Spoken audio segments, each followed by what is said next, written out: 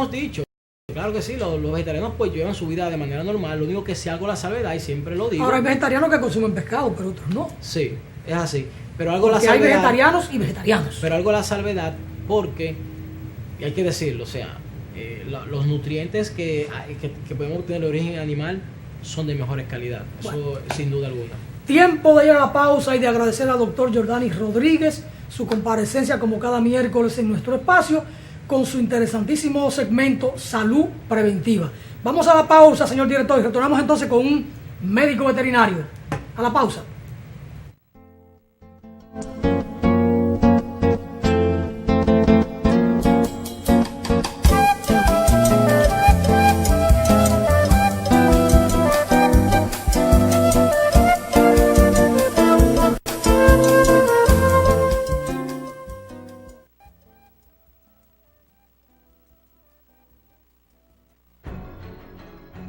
La campaña dominicana de solidaridad con Cuba, el Comité de Solidaridad con Cuba de Puerto Rico y el Instituto Cubano de Amistad con los Pueblos invitan al 8º Encuentro Continental de Solidaridad con Cuba, del 28 al 30 de julio de este año.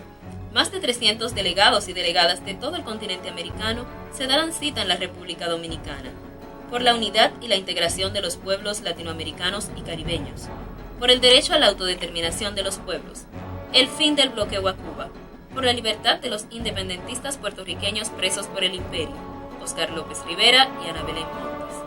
Lugar, Universidad Autónoma de Santo Domingo, UAS. Invita, Comité Nacional Preparatorio.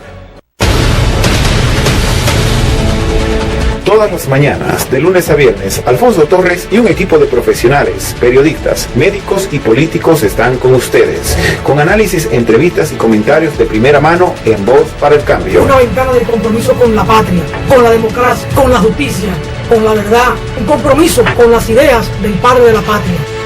No te lo pierdas, de 7:30 a 9 de la mañana, Voz para el Cambio por Telecanal 28.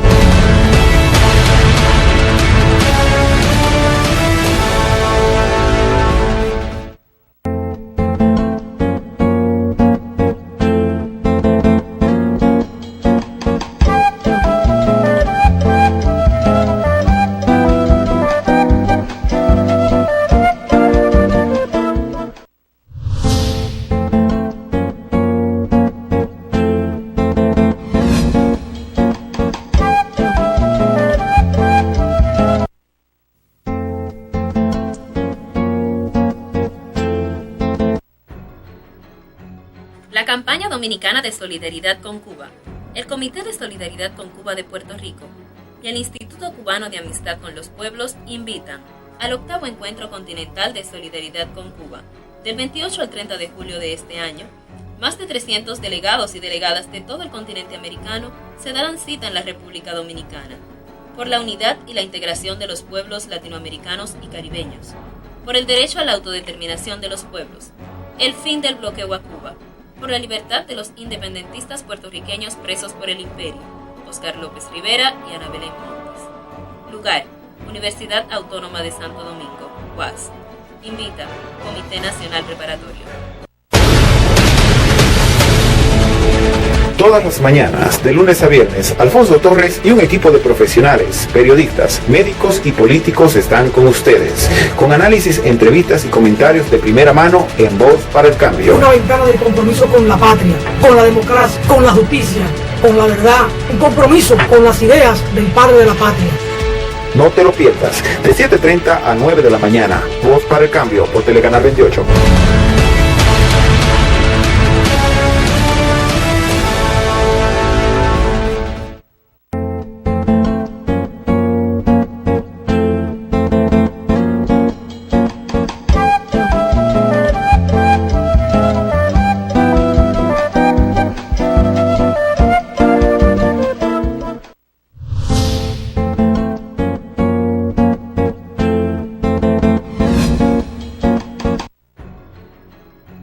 La campaña dominicana de solidaridad con Cuba, el Comité de Solidaridad con Cuba de Puerto Rico y el Instituto Cubano de Amistad con los Pueblos invitan al 8º Encuentro Continental de Solidaridad con Cuba, del 28 al 30 de julio de este año.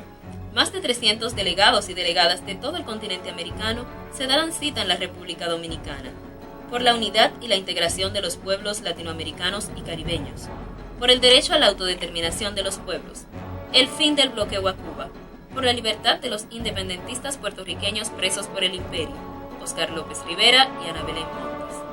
Lugar: Universidad Autónoma de Santo Domingo, UAS. Invita: Comité Nacional Preparatorio. Cuando usted vaya a comprar o vender una casa, un apartamento, un solar, piense en Felga S.A., una compañía de bienes raíces con criterio profesional.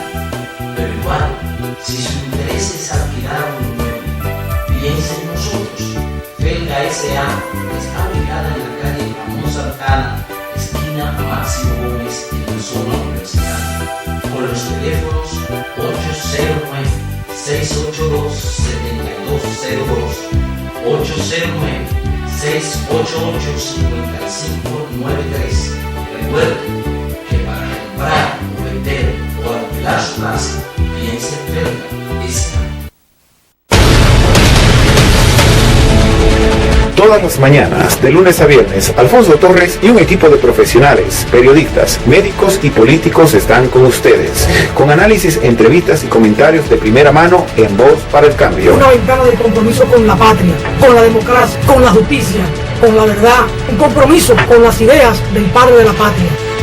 No te lo pierdas, de 7:30 a 9 de la mañana, Voz para el Cambio por Telecanal 28. En Voz para el Cambio hablan los médicos veterinarios. Veterinario, veterinario, si de la ciencia de Hipócrates esta rama elegiste, pura la ética siendo fiel en su honor, que manteniendo su nombre en las alturas, tú pondrás tu figura a irradiar como un sol. Nuestro Dios premiará tus esfuerzos con amor, mucho amor, mucho amor.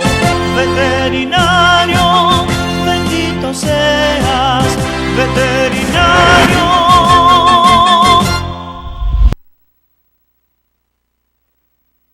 En Voz para el Cambio hablan los médicos veterinarios.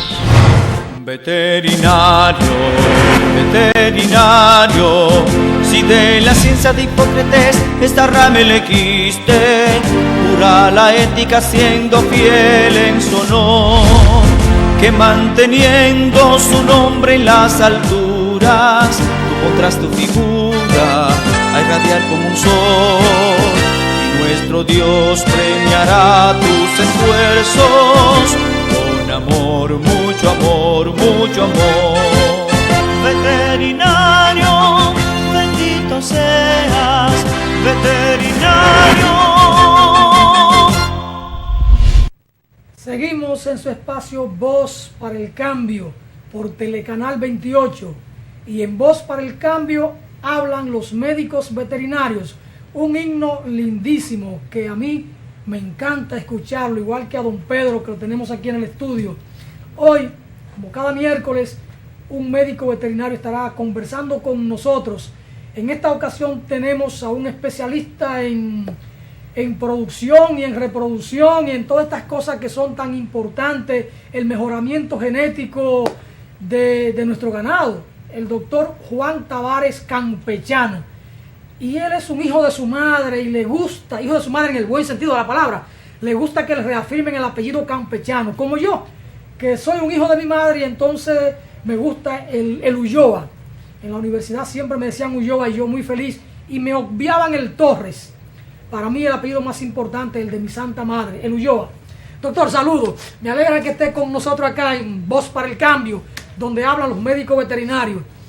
Y en estos días salía una información, yo le he comentado fuera de cámara, que los procesadores de lácteos en la República Dominicana se unen a una denuncia de los ganaderos porque se está importando leche, se está trayendo queso para acá, y parecería como que aquí somos autosuficientes en la producción de leche y la producción de queso, y que se habría que importar, no tanto como se está haciendo, pero yo pienso que esto responde a unos acuerdos de libre comercio, de aranceles libres, que se han estado firmando y que se firmaron hace muchos años, y que el país no protegió adecuadamente diferentes rubros del sector. Usted me decía, así fuera de cámara, que esto no es un asunto solo de República Dominicana, que parece que es un asunto mundial, porque dice usted que hay una sobreproducción de leche y de queso. Bueno, ¿Es un doctor desafío Torres, muchísimas gracias por su invitación. Yo agradezco tanto al Colegio Veterinario como a usted que auspicia y que gestiona o que gesta este programa.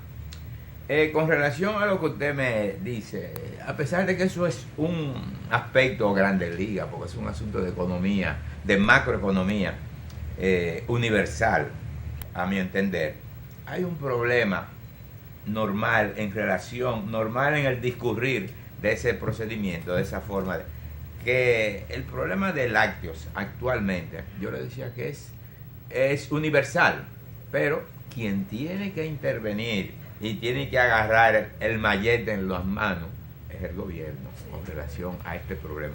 Hay un exceso la leche en polvo ha bajado tremendamente el precio, y obviamente aquí los problemas de aquí lo que sube difícilmente baja.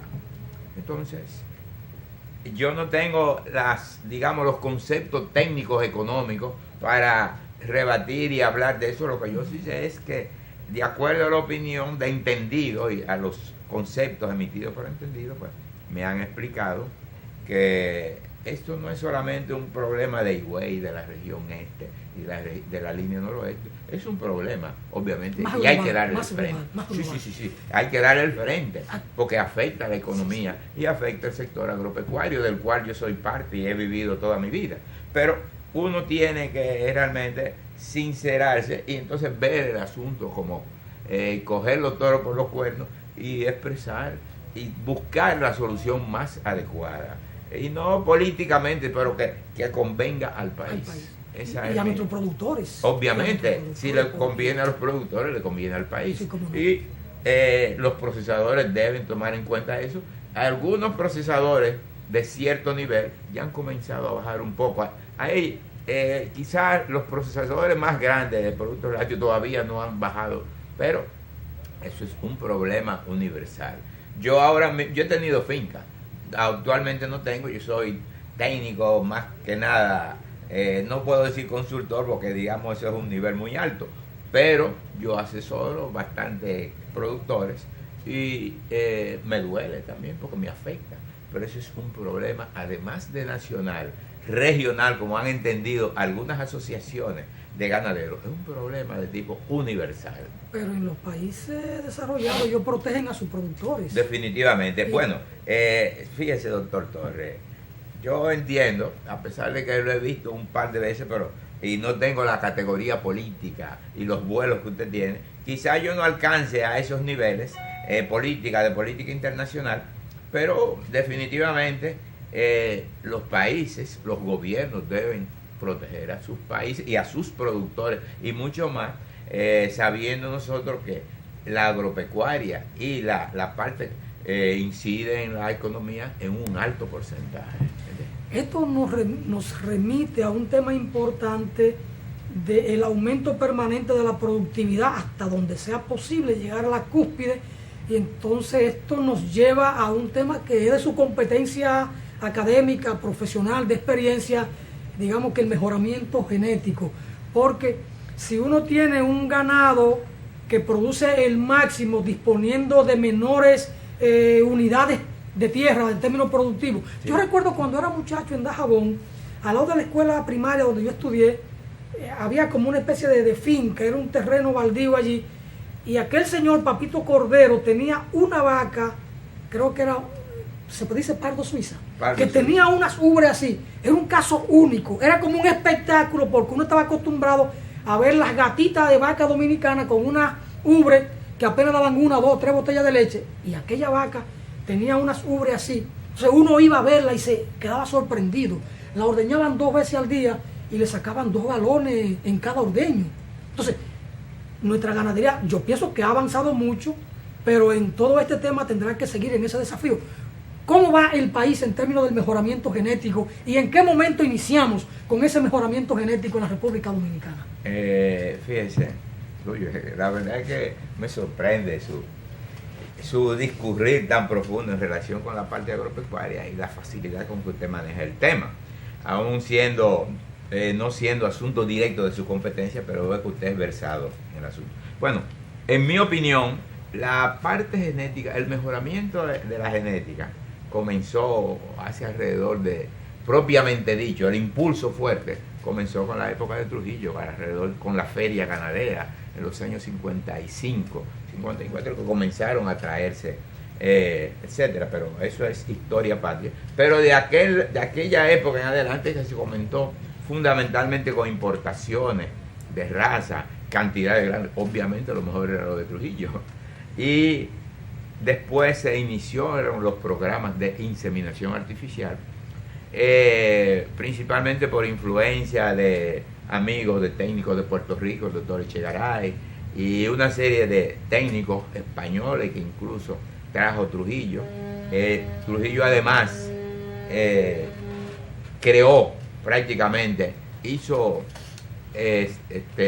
la facultad de veterinaria de la Universidad de Santo Domingo en aquella época, y había enviado estudiantes a Colombia que se hicieron profesionales, entre los cuales todavía hay personas que están ejerciendo, como es el doctor Otto González, que fue el primer director de ganadería, de experiencia vastísima, y que han hecho unos aportes tremendos, el doctor Jaime Viñas Román, el doctor Sanavia, el doctor Álvarez Vicioso. ¿Es Luis Sanavia? Bueno, no Luis Sanavia, es familia de los Sanavia.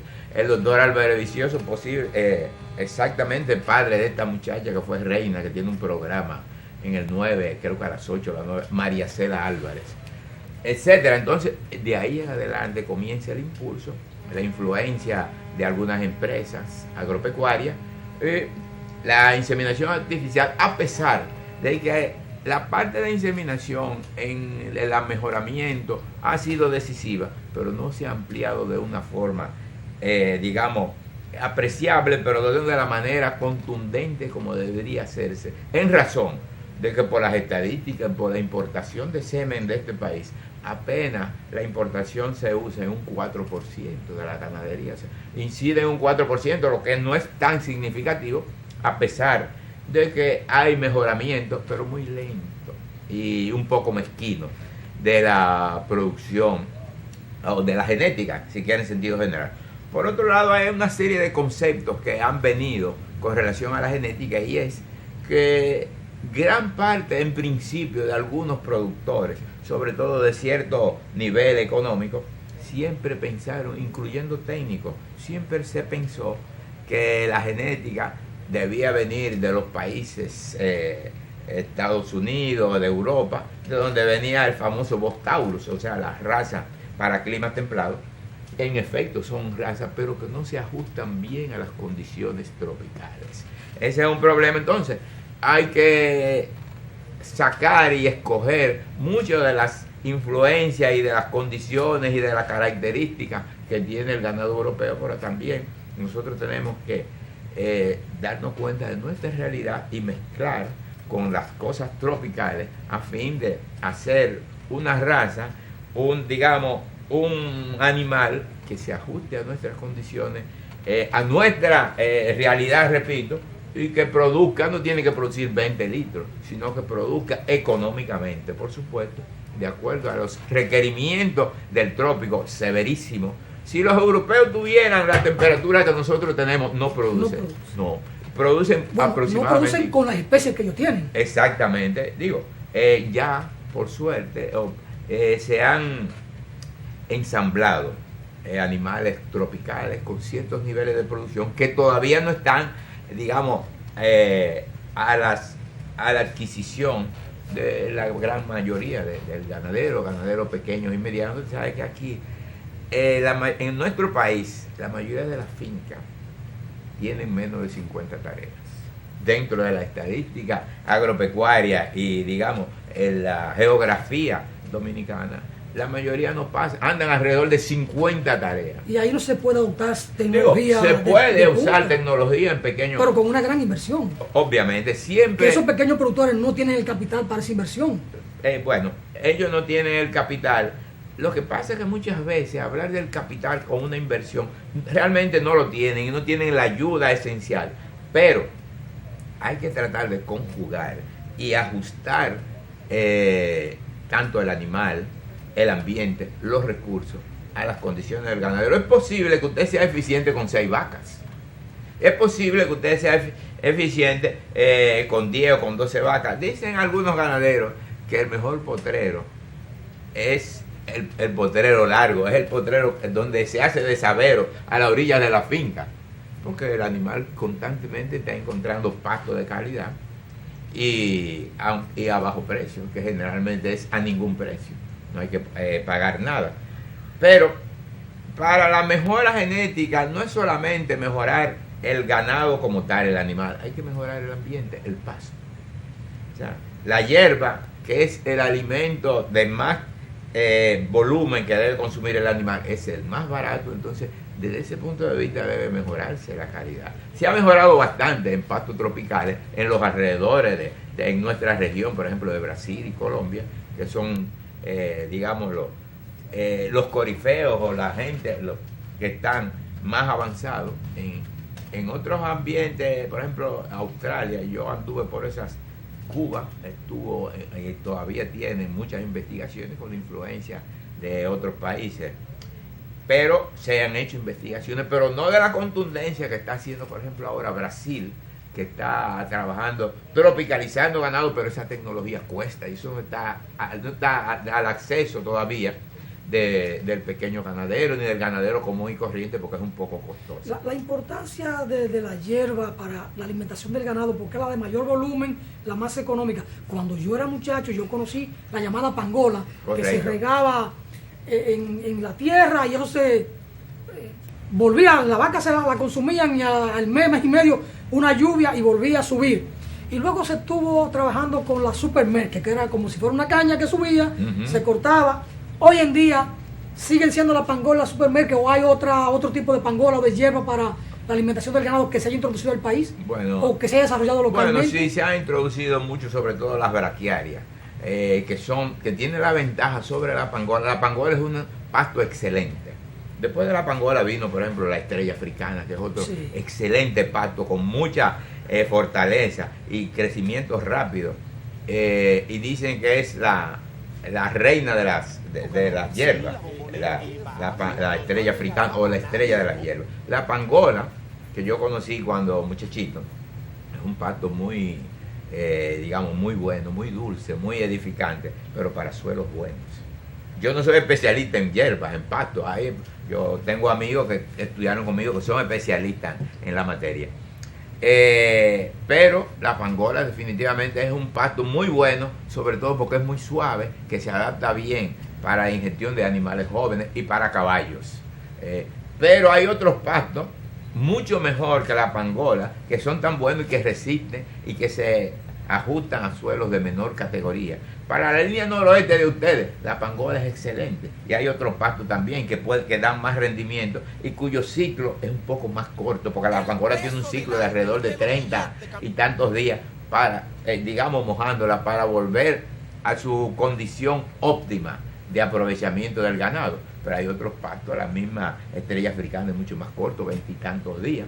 Y hay algunas braquiarias que tienen la gran ventaja de que se siembran por semilla. Para usted sembrar una pangola tiene que coger un esqueje, o sea, tiene que poner un pedazo de hierba mucho más costoso. O sea, todos esos aspectos hay que tomarlo en cuenta en la ganadería. Y en ese sentido hay que ayudar al técnico, al productor pequeño, mediano, fundamentalmente, y los grandes también, pero fundamentalmente al mediano y al pequeño, que a veces incluso se resisten.